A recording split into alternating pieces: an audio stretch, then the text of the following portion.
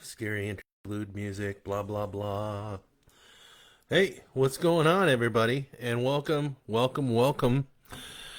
to Horror Hump Days here at b.hive Productions. And we are on night 12, and or episode 12, or whatever you want to call it. But here we are. And we are reading short, scary stories that I've written in my compilations. Currently, we're reading from Midnight Snacks, and that was my first. It was my first short story compilation, and yeah. And I'm just wrapping up my my latest horror anthology, Thin Spots. I'm working on the cover and also working on. I got to tell you, it's kind of a headache. It's a no sleep night, Kevin. Good evening, buddy. Hey, let me just say that I'm extremely fucking happy that you and Kate are okay and your fur babies. So, yeah. Kevin lives down in Florida, in case nobody knows about that. And, yeah. The last hurricane that just went through, they had they had the beach about 2 blocks away from their house. Hey Shannon, good to see you, man. Yeah, so the only thing Kevin really has to worry about is a Sharknado dumping some great whites or tiger sharks in his yard and make for some interesting lawn mowing. So anyhow, welcome everybody. It's actually quite a balmy night. Probably doing better than most of the people down there in Florida. Kevin said he got power washed when he stepped outside, so that's always a good thing, right? So, yeah, I've talked to my other friends out there who live down there in Florida, and they are also doing well too. My friend Lloyd has been through a hurricane a few times and barely skimmed by, and he also he just got some rain and some high winds, but he's doing all right. So I'm very glad that you guys are safe down there, and I would maybe stay on standby with your with your arc. So 80 cubits, I think it was 80 or 40, something like that. Maybe do 80. Swing by and pick me up here in Minnesota. Good evening, Chuck. Good to see you, buddy. And thanks for bringing the bees. You might want to bring a couple badgers with you for tonight's story. Last week's story was a little soft for Horror Hump Days and my brain. I'll be making that up tonight with tonight's story called The Empty Cell. The badgers are on standby. Awesome. So we are good. We are good to go. You can always come back for the blizzard season, Kevin. Yeah, Kev, come on up for the blizzards, man. Well, we didn't. We had pretty wimpy winter last winter. And I only know that because I was busy last winter, and I'm usually not busy at all at work. So we had a warm winter. Excavators worked all the way through winter. So yeah. Hey Bobby, good to see you. I imagine the beautiful Miss Beth is with you as well. So we are again. We are on night 12 of Horror Hump Days. We're reading The Empty Cell. Now, here's something that that kind of puzzles me, because I have a feeling I have read this story to you guys before, and Steph also agrees with me that I've read this story before, but I have I looked back on all the past episodes, and we did not read the story, so it's new for you guys. Maybe I just read it to Steph and went that way with it. So, hey Beth, I see that you are here. Great, good to see you. All right, so let's get into this story. Again, the name of the story is called The Empty Cell, and I was working at the jail down in Martin County, and we had this inmate who was writing all over things, and they were just numbers and symbols. And I asked him what he was doing, and he said that he was finding the portal to meet God. And yeah, he was an interesting character, and that's kind of how this story came about. So, based on a true story. Yes. And I actually asked Kevin if he remembered him, and yeah, he just said he sounded familiar. So, but yeah, good old well, I won't say his real name, but all right. So let's get into the story. A little after the story tonight, we're going to talk about portals and meeting God. So I appreciate you guys coming out late tonight, and I apologize to those of you that are usually asleep by now. So thank you very much for your patience. I had to get this mop cut, so my cowlicks were coming out, and I had horns. His hair was actually kind of brown, shaggy hair, but he had glasses. Yes. Shannon, I'm surprised you don't remember him. I can't remember. I think it was Fairmont that brought him in. So it was him and his wife, and I can't remember her name. But once you hear the name that I gave him in the book, you might know. So, or if not, I'll text it to you or whatever. So, anyhow, let's get into the story here, since got most everybody here, and let me just find it now. Do. All right. Moo. The Empty Cell. You like the incidental music I got in the background? Let's add to the scariness. Brody came in, as always, with his thermos of coffee, a sandwich, and a bag of corn chips in a plastic bag. In the other hand, a paperback sci-fi novel, usually something from Ray Bradbury. His winter cap on and frost gathering on his mustache, he journeyed up the courthouse steps and then hung a sharp right into the law enforcement center. He waved at the dispatcher as she buzzed him through to the jail office. Jimmy Vaughn already had his jacket on and was ready to leave. The other jailer, Nellie Polk, was just coming in from the jail cells after handing out the nightly meds. "What's on for tonight?" Brody asked Jimmy. "Same as always. Nothing," Jimmy answers as he spits out his chewing tobacco into the office sink. Brody studies the photo board. It displays pictures of the current inmates of the Moon Valley County Jail, all 22 of them. He knows pretty much all the faces, most repeat offenders, probation violations, or DWIs. There's a new face on the board, but it's blurry and a little distorted. "Do you have a problem with the MRAP machine?" Brody asked. The MRAP took full 360-degree photos of its subject and downloaded them into a nationwide database. "Oh, that guy," Jimmy rolls his eyes. "You want to try and photo him, go for it. That guy's a freak." Brody motions to the photo board with his thumb. "Do you want to tell me which one of these guys in here aren't?"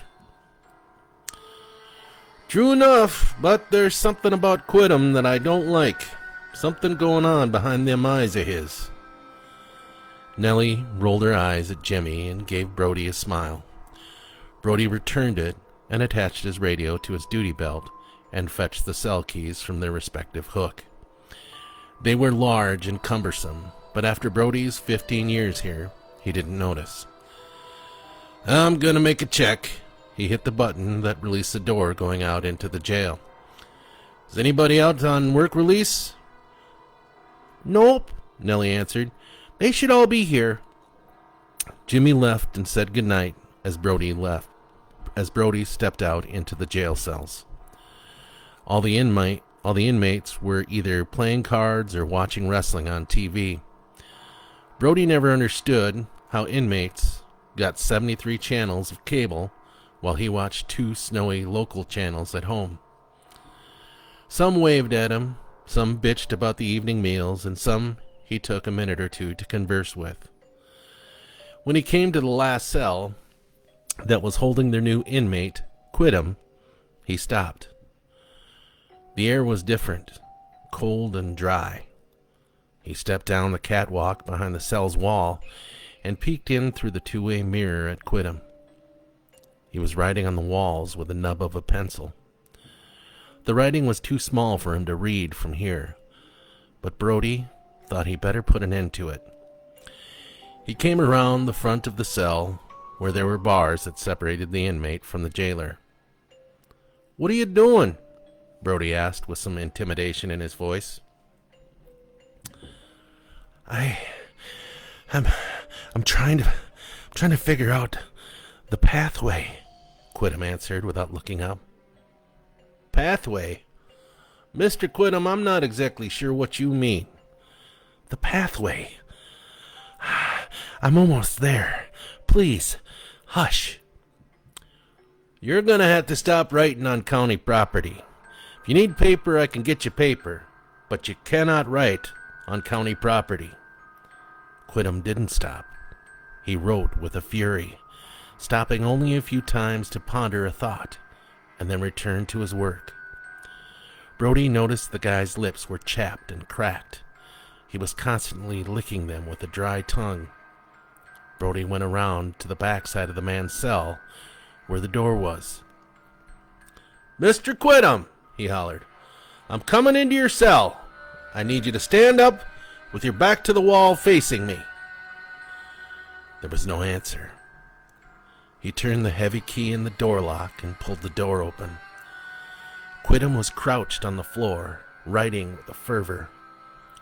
Brody spoke into his shoulder microphone for Nellie to come and assist, and then walked in all the way to where Quidam was crouched, being careful to make sure the door didn't lock. "Do you have a problem following orders, Mr. Quidam?" Brody was getting agitated. The walls, table, and floor were decorated with this madman's writing. May 24th, Quidam spoke. May 24th, 1984.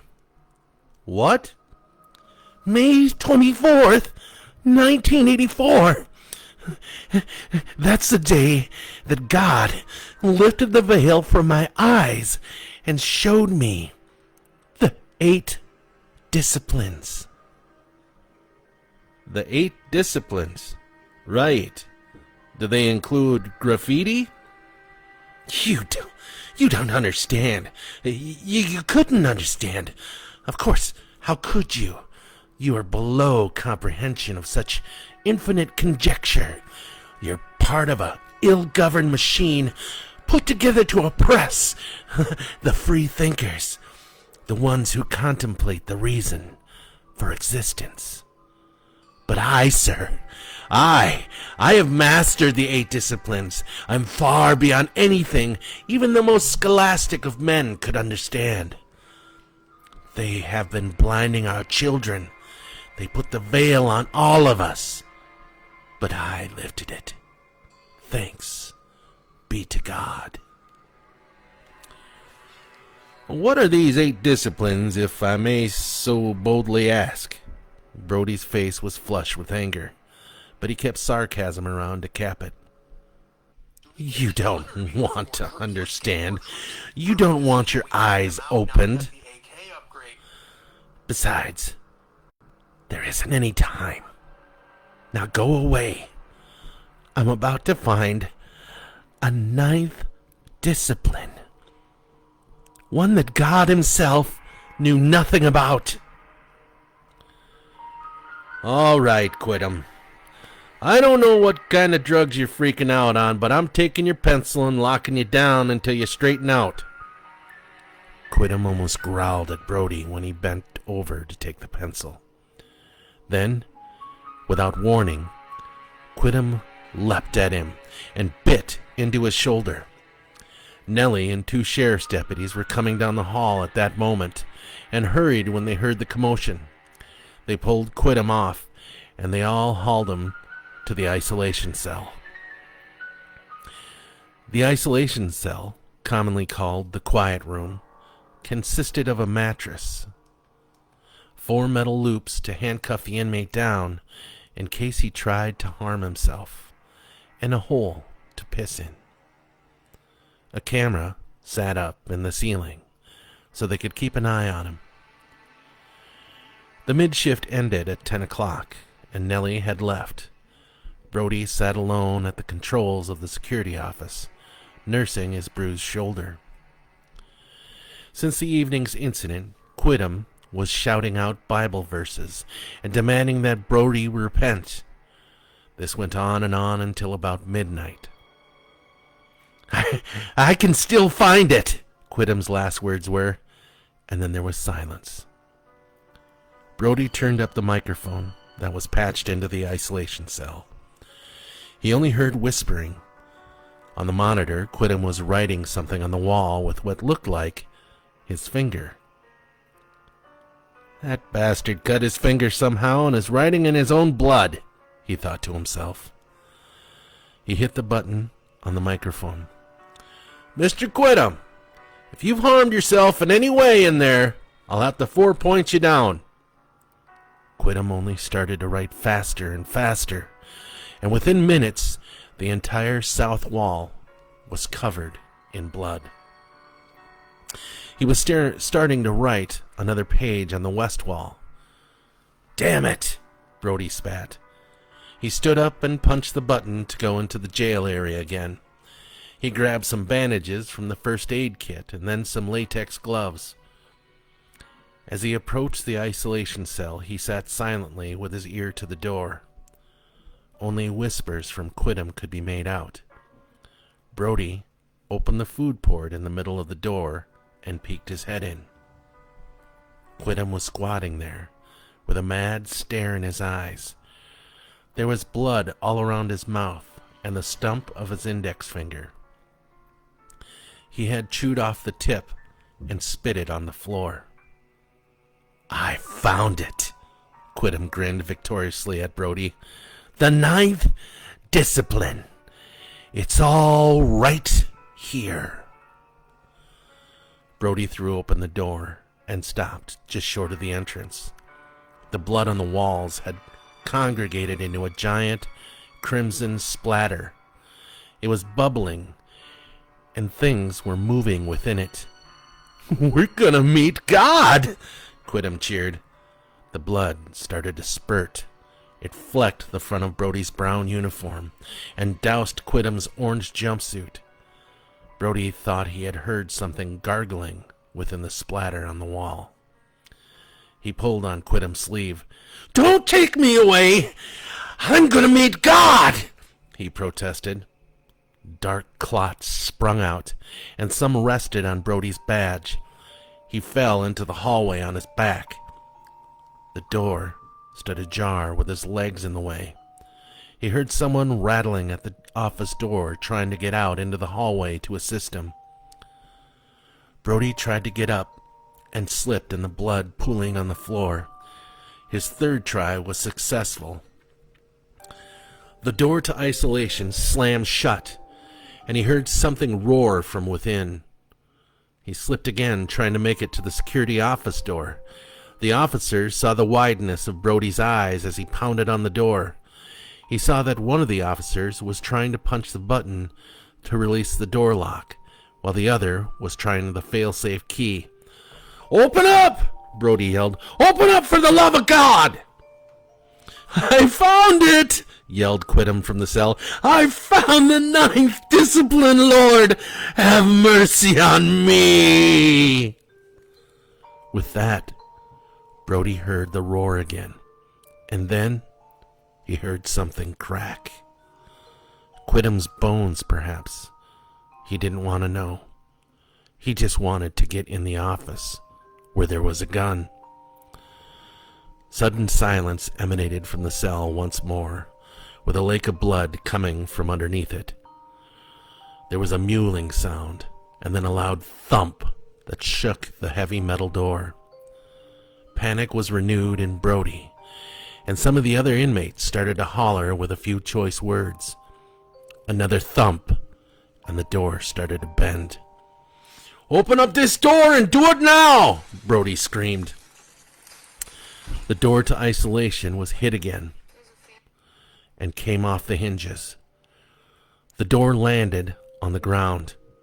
He heard the thing in isolation move towards the entrance, which was only 8 feet from where Brody stood, its feet splashing around in the dark puddle beneath it. "Slide your gun through the drawer!" Brody motioned to the drawer that slides from the security office into the hallway. He reached into it and pulled out a 9mm. He cocked it back and waited for it to come. It howled inside the cell. "If this is God, then I'm quitting church," he thought to himself. But nothing came. It was quiet. Only the drip of Quidam's blood came from isolation. "Brody?"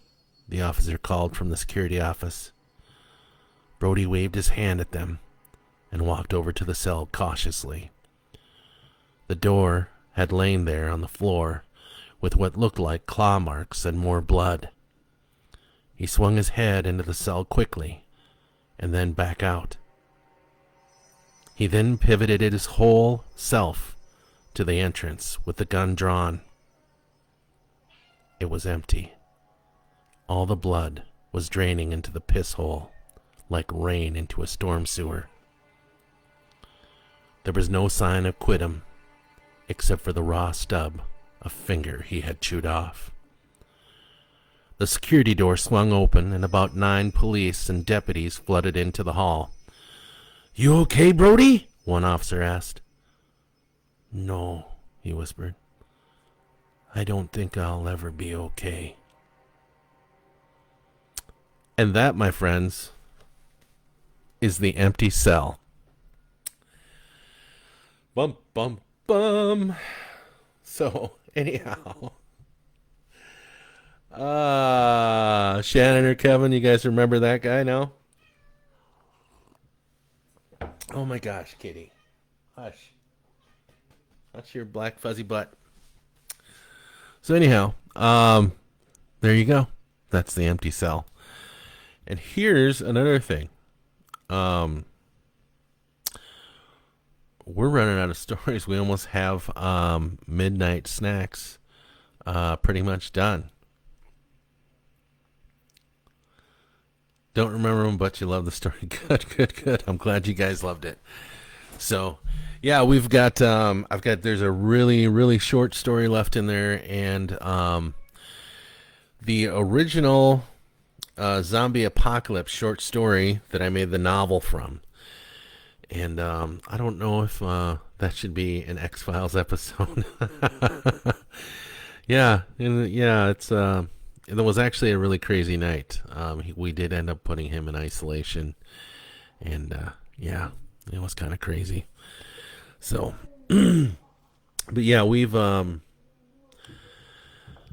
got a few more stories. I don't know if I'm going to read you the zombie story because I've read you guys the whole novelization of that short story. So I think once we finish up with this, I'm going to read you the other short anthology called Sleepwalker. And that is a bunch of short stories that are all tied together. So it should be fun. So there's never a lack of stories for you guys, which is good. So anyhow, speaking of conjuring up portals, I wanted to read you guys an article that I found on the Google machine. And of course now it's not going to come up. or whatever, because the internet is mixed slow or something. But yeah, it's not going to come up because I want it to, which is kind of a pain in my butt ski. Hi, Steph. So, oh, um, so yeah, let's see, portal to another dimension, and why won't it? Let's see here. Let's see. Yep. Steph is killing herself in the background here. She just came home from work, so let's see. All right, portal to another dimension. Portals to other dimensions are a fascinating topic that has intrigued many people for centuries. Some believe that portals are natural phenomena that can be found in certain places on Earth, while others think that portals can be created artificially by using advanced technology or occult rituals. One of the most common ways to access portals is through the use of a wormhole, which is a hypothetical shortcut through space-time that connects two distant points in the universe. Now, these wormholes could potentially allow travel to other dimensions, parallel universes, or different points in time. Wormholes are predicted by the general theory of relativity, but they have not been observed or proven to exist. However, some scientists have proposed that wormholes could be created artificially by using exotic forms of matter or energy, such as negative energy or quantum entanglement. Hence the stuff they're doing with those hadron colliders or whatever. Yeah, that's all we need. Stargates are often featured in science fiction and fantasy stories. However, some people claim that stargates are not just fictional, but actually exist in secret locations on Earth or elsewhere in the solar system. For example, some conspiracy theorists believe that there is a stargate hidden in Iraq, which was the reason for the U.S. invasion in 2003. Others suggest that there is a stargate on the moon, which was discovered by the Apollo astronauts. A third way to access a portal is through the use of natural phenomena, such as energy vortexes, ley lines, or sacred sites. These are places where the Earth's magnetic field or spiritual energy is said to be stronger or more anomalous than usual, creating a gateway to other realms or dimensions. Some examples of these places are Stonehenge in England, Sedona in Arizona, Machu Picchu in Peru, and Mount Shasta in California. Many people who visit these places report experiencing paranormal phenomena, such as visions, telepathy, healing, or contact with extraterrestrial or spiritual beings. A fourth way to open a portal is through the use of occult rituals, such as our buddy Quidam, using invocations, enchantments, or mirror magic. These are methods that involve the use of symbols, words, objects, or actions to manipulate the forces of nature or the spirit world. Some people who practice these rituals claim they can create portals to other dimensions by using a special vessel, such as a mirror, a crystal ball, or a pentagram. These portals can be used to communicate with entities from other realms, such as angels, demons, ghosts, or God. However, opening a portal to another dimension is not without risks and dangers. Some of the possible consequences are getting lost or trapped in an unknown or hostile dimension, allowing unwanted or harmful entities to enter this dimension, disturbing the balance or harmony of nature or reality, and breaking the laws of physics or logic. Therefore, anyone who attempts to open a portal should be very careful and responsible. They should also remember to close the portal properly once they are finished.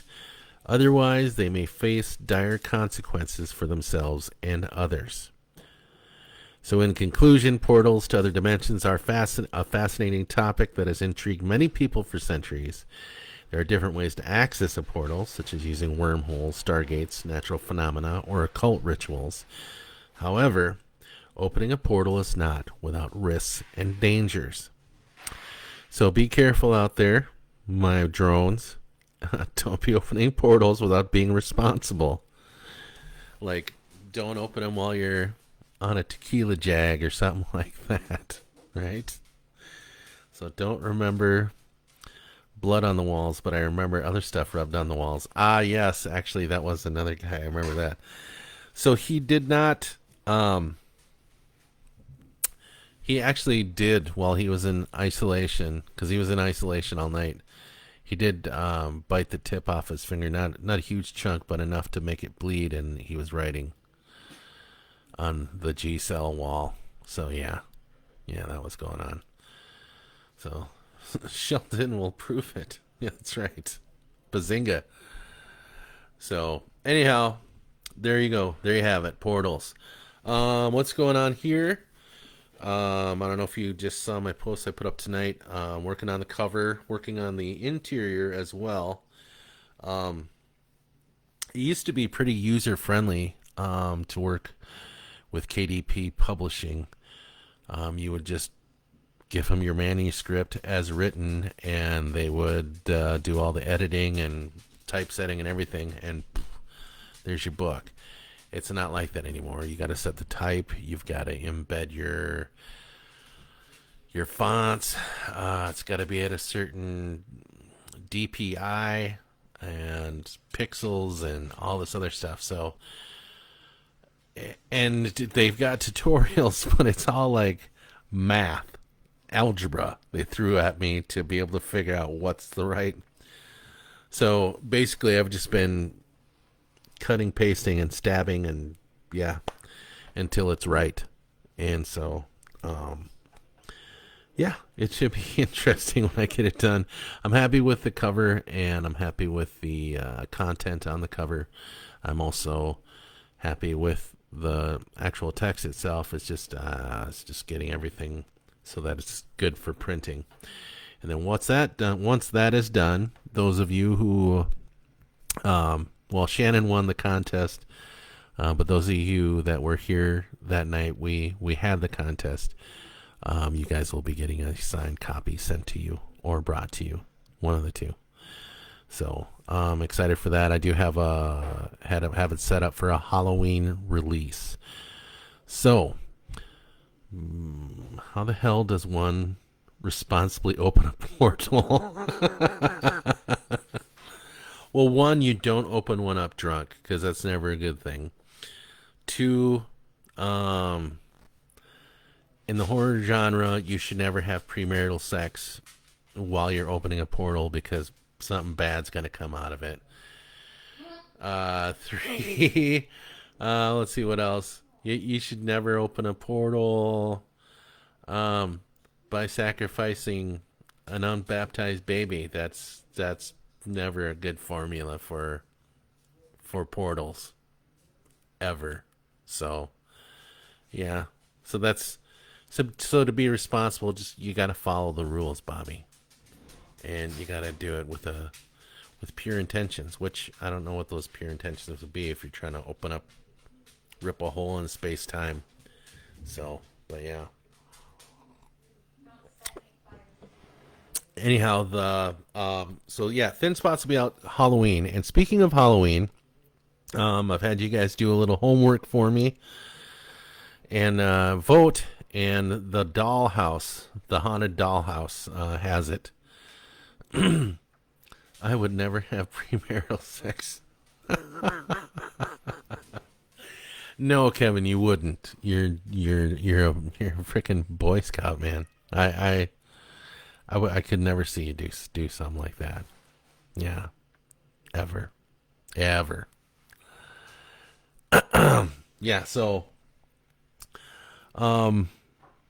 yeah. So the story is coming together for the dollhouse. I did put another prompt out there, so make sure you guys get out there to vote on that one.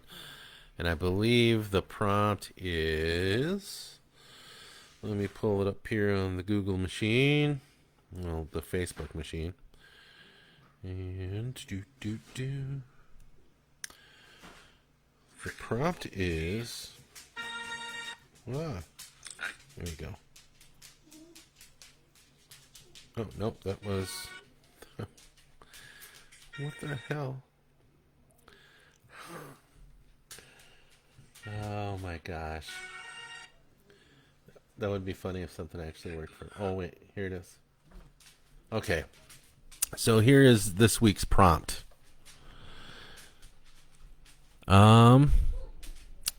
A, the dollhouse is purchased from an antique store. Bobby Beth Paulson. B, the dollhouse is given as a gift from a mysterious stranger. C, the dollhouse is found in the attic basement of the owner's home. Or D, the dollhouse is built by a relative who dies while creating it. So there you go. And Bobby, it doesn't count when you vote on here. You have to go to the post and vote on there. That's where I will count from. So I know you were kind of bitter that you didn't. Your last vote didn't count because everybody voted for B. Well, not everybody, but it was a big tiebreaker. So yeah, so there's that. And then I think after that post, I think I'm going to start putting stuff together. And we might, might be at the Winthrop Mercantile. So, anyhow, so there'll be probably one more prompt after this one next week. And then after we get that voted on, then I'll be writing the story, and I'll be reading it for you on Halloween night. And, kind of would like to make a thing of that. So... every year if I'm still here, if you guys are still here. So anyhow, you guys, that is a wrap. I've kept you guys up late enough. Thank you very much for joining me.